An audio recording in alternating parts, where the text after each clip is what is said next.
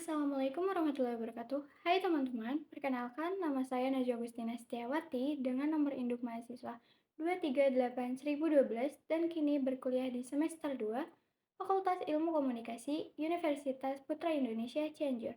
Pembuatan video ini bertujuan untuk memenuhi tugas ujian tengah semester pada mata kuliah Psikologi Komunikasi. Nah, di video kali ini saya ingin menjelaskan tentang psikologi komunikasi. Penasaran seperti apa? Ayo kita simak sama-sama. Yang pertama, jelaskan dengan contoh tentang psikologi komunikasi. Psikologi komunikasi merupakan studi tentang bagaimana manusia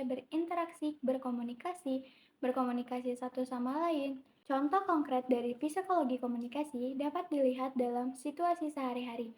Misalnya, yang pertama, efek primarsi dan resensi. Ketika seseorang menceritakan sebuah cerita, apa yang disampaikan di awal dan di akhir akan lebih mudah diingat daripada bagian tengahnya. Misalnya, dalam presentasi, bagian pembukaan dan penutup yang kuat dapat memberikan kesan yang lebih dalam kepada audiens daripada bagian tentang yang mungkin lebih panjang dan terperinci. Yang kedua, yaitu pengaruh sosial. Teori psikologi komunikasi seperti teori pengaruh sosial menunjukkan bagaimana orang dipengaruhi oleh lingkungan sosial mereka. Misalnya, tekanan sebaya, peer pressure di tempat kerja dapat mempengaruhi perilaku individu dalam berkomunikasi atau bekerja. Yang ketiga yaitu persepsi dan interpretasi.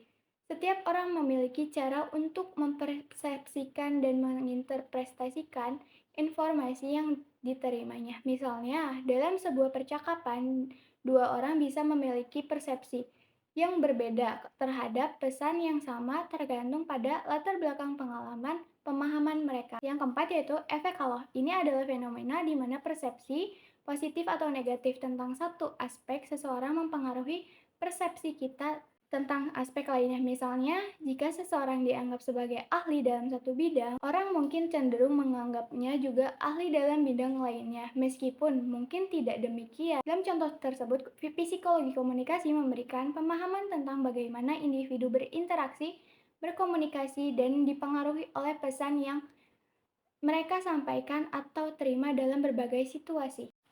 2. Terdapat pendekatan ciri psikologi komunikasi diantaranya yaitu prediksi respon dan peneguhan respon atau respon lingkungan feedback. Jelaskan kedua pendekatan tersebut dengan contoh. Mari saya jelaskan tentang kedua pendekatan tersebut.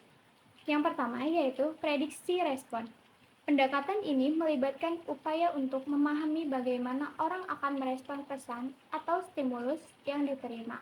Dalam psikologi komunikasi, ini melibatkan penggunaan teori-teori seperti teori kognitif sosial untuk meramalkan bagaimana individu akan bereaksi terhadap pesan tertentu berdasarkan faktor-faktor seperti kepercayaan, nilai-nilai, dan pengalaman sebelumnya.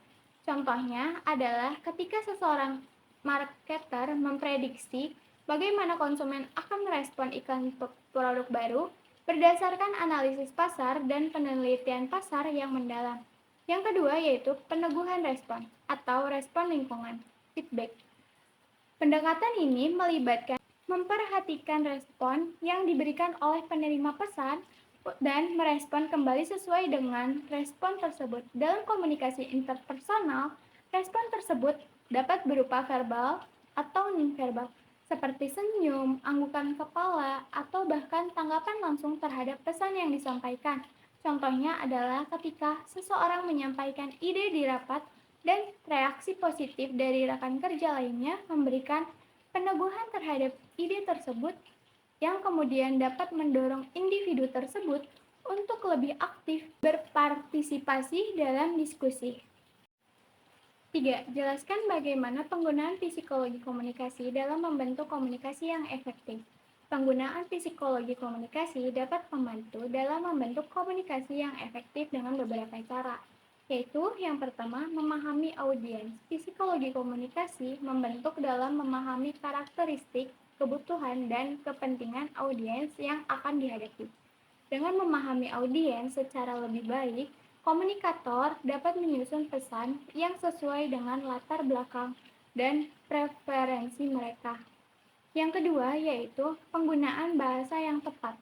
Psikologi komunikasi membantu dalam memilih kata-kata, gaya bahasa, dan nada yang sesuai dengan audiens tertentu.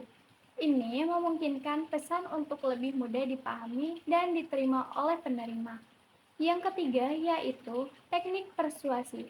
Psikologi komunikasi menyediakan pemahaman tentang bagaimana orang dipengaruhi dan dipengaruhi oleh pesan. Dengan memahami prinsip-prinsip persuasi seperti otoritas, konsistensi, dan kesamaan, komunikator dapat merancang pesan yang lebih persuasif dan mempengaruhi. Yang keempat yaitu mengelola konflik. Psikologi komunikasi membantu dalam memahami sumber-sumber konflik dan cara-cara untuk mengatasinya secara efektif. Ini termasuk penggunaan teknik-teknik seperti mendengarkan aktif, mengekspresikan empati, dan menemukan solusi yang memuaskan untuk semua pihak yang terlibat. Yang kelima yaitu menerima dan memberikan feedback. Psikologi komunikasi membantu dalam memberikan dan menerima feedback dengan cara konstruktif. Ini memungkinkan komunikator untuk memperbaiki dan meningkatkan dalam komunikasi mereka dari waktu ke waktu. Dengan memahami prinsip-prinsip psikologi komunikasi, dengan menerapkan dalam berbagai situasi komunikasi, seseorang dapat membentuk komunikasi yang lebih efektif, membangun hubungan yang lebih baik, dan mencapai tujuan komunikasi yang diinginkan. 4. Jelaskan mengapa psikologi sosial menjadi awal dari kajian psikologi komunikasi.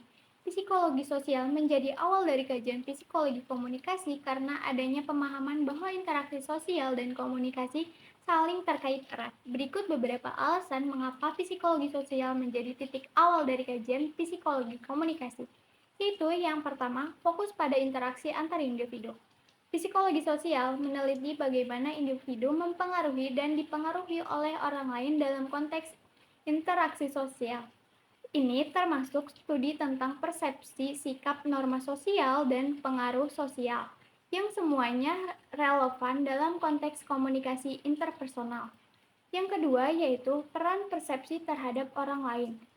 Psikologi sosial memperhatikan bagaimana persepsi individu terhadap orang lain mengaruhi interaksi sosial dalam konteks komunikasi. Persepsi ini dapat mempengaruhi cara individu memahami dan merespon pesan yang diterima dari orang lain. Yang ketiga yaitu pengaruh norma sosial. Psikologi sosial mempelajari bagaimana norma sosial dan ekspektasi sosial memengaruhi perilaku individu dalam situasi komunikasi. Misalnya, norma-norma tentang kesopanan, kejujuran, konformitas dapat mempengaruhi cara individu berkomunikasi dan bereaksi terhadap pesan. 4. Yaitu teori pengaruh sosial. Teori-teori dalam psikologi sosial seperti teori kognitif, sosial, dan teori pengaruh sosial memberikan dasar untuk memahami bagaimana pesan yang diinformasikan diproses, dipahami, dan dipengaruhi oleh konteks sosial. Pengetahuan penting dalam merancang pesan yang efektif dalam komunikasi dan dengan memahami dasar-dasar psikologi sosial, para peneliti kemudian dapat mengembangkan dan menerapkan prinsip-prinsip tersebut dalam konteks komunikasi yang membentuk landasan bagi disiplin ilmu yang kita kenal sebagai psikologi komunikasi. Yang kelima yaitu apa perbedaan manusia dalam psikoanalisis, behaviorisme, dan psikologi kognitif dan humanisme. Mari kita tinjau perbedaan manusia dalam 4 pendekatan psikologis yang berbeda: psikoanalisis, behaviorisme, psikologi kognitif, dan humanisme. Yang pertama yaitu psikoanalisis, memandang manusia sebagai makhluk yang dipengaruhi oleh dorongan-dorongan tak sadar, konflik internal, dan pengalaman masa lalu yang membentuk kepribadian.